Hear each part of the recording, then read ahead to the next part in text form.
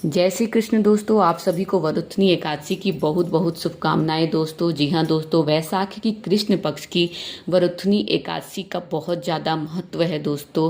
कहते हैं कि अगर आर्थिक स्थिति आपकी बहुत कमज़ोर हो गई है और आपके घर में धन नहीं टिकता है, आपके घर में धन धान्य का अभाव हो गया है, तो ऐसे में पूरे आस्था विश्वास के साथ इस एकादशी को करते हैं तो भगवान विष्णु की असीम अनुकंपा आपके ऊपर पड़ती है। तो जी हाँ दोस्तों, इस एकादशी को जरूर करिए। ये एकादशी बहुत ही पुण्यदायी और फलदायी है।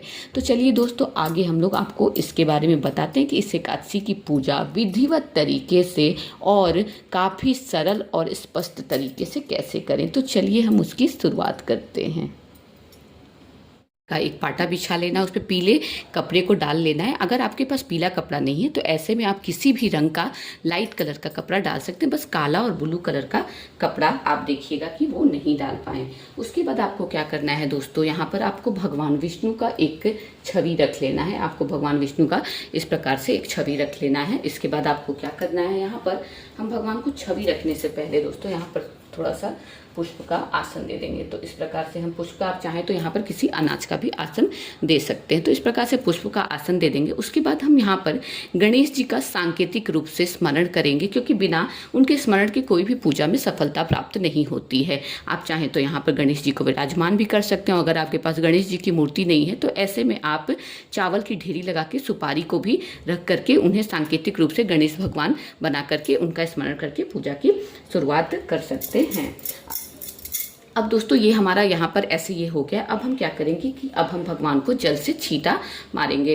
पहले हम गणेश जी का स्मरण कर लेंगे, ओम गम गणपतये नमो नमः। उसके बाद हम भगवान को यहाँ पर जल का छींटा मारेंगे। जल का छींटा मारने का अर्थ होता है दोस्तों कि हम भगवान का सांकेतिक रूप से स्नान करवा दिए हैं। तो हम भगवान को सांकेतिक रूप से स्नान करवा दिए हैं दोस्तों। अब हमें क्या करना है कि हमें भगवान को वस्त्र रूप में इस प्रकार से कलावा भगवान को अर्पण करना है। तो इस प्रकार से हम वस्त्र रूपी भगवान को कलावा अर्पण कर देंगे।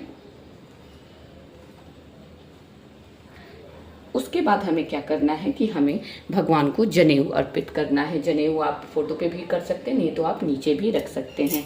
जनेऊ अर्पित करने के बाद हम भगवान को इत्र लगाएंगे। इत्र जो है दोस्तों, आप ये चंदन का भी यूज़ कर सकते हैं, क्योंकि वरुथनी एकादशी है जो कि ग्रीष्म ऋतु की शुरुआत हो जाती है। तो ऐसे में चंदन का इत्र ही भगवान को लगाना उत्तम होता है। लेकिन अगर आपके पास नहीं है तो आप इस प्रकार से कोई भी इत्र आप लगा सकते हैं। तो ये हम भगवान को इस प्रकार से इत्र भी लगा देंगे। इत्र लगाने के बाद क्या होगा दोस्तों कि हम भगवान को तिलक करेंगे। तिलक जो होगा, आप चंदन का तिलक करेंगे। चंदन का तिलक कहते हैं कि वरुथनी एकादशी है, ग्रीष्म ऋतु है, तो इसमें भगवान को चंदन का तिलक लगाने से भगवान के माथे पर ठंडक पहुंचता है। तो इस प्रकार से हम इन्हें चंदन का तिलक भी लगा देंगे। चंदन का तिलक लगाने के बाद हम थोड़ा सा इस प्रकार से हल्दी से भी तिलक भगवान का कर देंगे।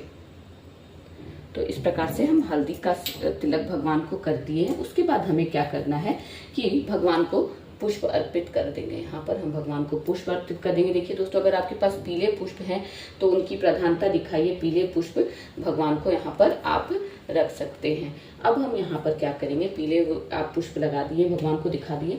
अब यहाँ पर हम भगवान जी को लिए यहाँ पर एक तुलसी पत्र जो होता है, तुलसी पत्ता भगवान को जरूर भगवान विष्णु को चढ़ाते हैं। तो इस प्रकार से हम यहाँ पर तुलसी का पत्र चढ़ा देंगे। उसके बाद हमें क्या करना है कि यहाँ पर थोड़ा सा फूल का रख करके और हम यहाँ पर भगवान के लिए जल के कलश रखेंगे, जिसमें कि हम तुलसी पत्ता को डाल देंगे।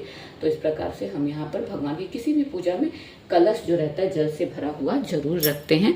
तो आपकी पूजा जो होती है उसकी जो सफलता होती है वो पूर्ण रूप से मानी जाती है। तो इस प्रकार से हम यहाँ पे जल से भरा हुआ लोटा जिसमें कि तुलसी पत्ता डाल करके रख दिए हैं वो रख देंगे। उसके बाद हमें क्या करना है कि थोड़ा सा यहाँ पर आप चावल या कोई भी अनाज या फिर पुष्प का ही ऐसे आसन दे करके और भगवान को आप दीपक दिखा देंगे। इस प्रकार से दीपक दिखा करके आप यहाँ पर दीपक रख देंगे। दीपक रखने के बाद आपको क्या करना है कि भगवान को ऋतुफल जो होता है ग्रीष्म ऋतु का, वो आपको भगवान को चढ़ाना है। वैसे तो वरुथनी एकादशी में केला और तरबूजा ही चढ़ाया जाता है, लेकिन आप चाहें तो इसमें ककड़ी या फिर आप खरबूजा जो भी हो उन सबको आप चढ़ा सकते हैं। तो यहाँ पर मेरे पास खरबूज और केला है जो हम भगवान को अभी यहाँ पर अर्पित कर देंगे।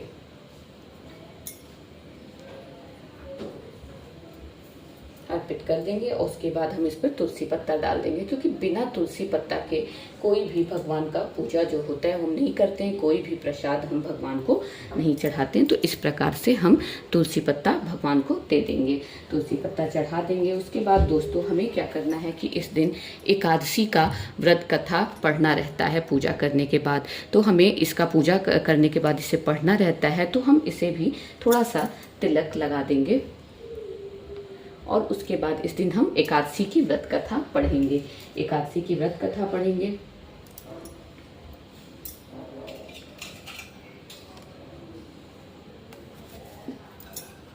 इस प्रकार से हम यहाँ पर धूप जो है धूप भी दिखा देंगे। उसके बाद दोस्तों क्या करना है, आपको भगवान को दक्षिणा भी दे देना है। दक्षिणा के बारे में दोस्तों कहते हैं कि दक्षिणा जो होता है वो पूजा की कमियों को पूरा करता है। तो ये यहाँ पे हम दक्षिणा स्वरूप भगवान को यहाँ पर रख देंगे। और मैं आपको बता दूं कि अगले दिन जब आप एकादशी का पारण करेंगे, यानी कि द्वादशी तिथि में पारण करेंगे, तो ये दक्षिणा आप दान में ब्राह्मण को दे सकते हैं। तो इस प्रकार से आप दक्षिणा दान में कर देंगे।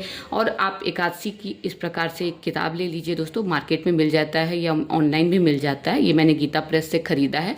तो इस प्रकार से एकादशी की व्रत कथा पढ़ने के बाद आपको भगवान की आरती कर देनी है। इस प्रकार से आप भगवान की आरती कर देंगे। आरती के बारे में दोस्तों मैं आपको बता दूं कि आरती जो होता है वो आप उसके लिए दूसरी थाली सजाएं, दूसरा आप दीपक यूज़ करें। अक्सर लोग क्या करते हैं कि ये जो दीपक उन्होंने जला रखा है इसी से वो आरती कर देते हैं, वो बहुत ही गलत होता है। हमेशा आरती जो है वो आप दूसरे दीपक से करें। तो इस प्रकार से भगवान की आप आरती कर लेंगे कथा करने के बाद। उसके बाद भगवान से आप क्षमा याचना मांगेंगे कि कोई भी गलती हो गई हो तो भगवान मेरी पूजा के दौरान तो उस त्रुटि के लिए आप मुझे माफ़ कर दें।